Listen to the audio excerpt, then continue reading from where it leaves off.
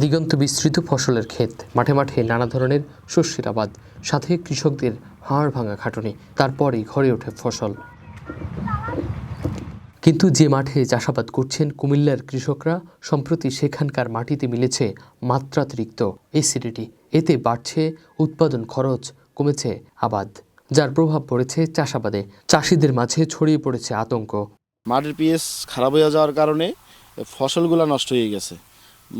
আমরা যখন মূলা উঠামো বা বিক্রি করছি, ওই মুহূর্তটায় ফসলটা নিচে দিয়ে কালো হয়ে গেছে, ফাইটে গেছে। মাটিতে যতটুকু খাওয়ার দরকার ততটুকু দেওয়ার দরকার, তার চেয়ে বেশি আমরা দিয়ে মনে করেন মাটিও নষ্ট করে ফেলাই, ফসলও নষ্ট করে ফেলাই।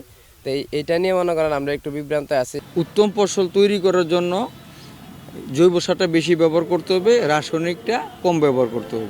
অ্যাসিডিটি বাড়ার কারণ কি তা জানা নেই চাষিদের। কৃষি বিভাগ বলছে বেশ কয়েকটি কারণে বেড়ে যায় মাটির অম্লত্ব। তার মধ্যে রয়েছে অতিরিক্ত বৃষ্টিপাত ও ক্ষয়, কিছু সার ও রাসায়নিক পদার্থের ব্যবহার, সাথে জৈব পদার্থের পচন এবং উদ্ভিদের পুষ্টি শোষণ প্রক্রিয়ায় দায়ী। এর ফলে উৎপাদনশীল জমিতে পিএইচের মান 5.5-এর নিচে নেমে গেলেই বেড়ে যায় অ্যাসিডিটি, যাকে কৃষি জমির নীরব ঘাতক বলছেন কর্মকর্তারা। মাটির পিএইচ কমে যাওয়া বাড়ার কারণে তারা সারটা বাড়াই দিতেছে, এতে মাটির ফসল তো নষ্ট হয়ে যেতেছে, মাটির জমি নষ্ট হয়ে যেতেছে। এরই মধ্যে জমির জৈব রাসায়নিক পরীক্ষা করেছে কৃষি বিভাগ। তাতে উঠে এসেছে উদ্বেগজনক তথ্য। কুমিল্লার প্রায় 63% কৃষি জমিতেই অম্লত্ব বেড়েছে বলে দাবি করছেন কর্মকর্তারা। বেশি সার দিয়েও গাছের নিউট্রিয়েন্ট পাবে না, গাছ দুর্বল হয়ে যাবে।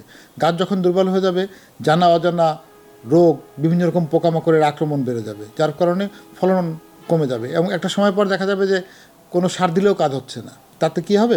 পানির খরচ বাড়বে, সারের খরচ বাড়বে, ফলন খরচ বাড়বে, কৃষক ক্ষতিগ্রস্ত হবে। কৃষকদের আতঙ্কিত না হয়ে সচেতন থাকার পরামর্শ দিয়েছে কৃষি বিভাগ। আব্দুল্লাহ আল মারুফ, স্টার নিউজ, কুমিল্লা।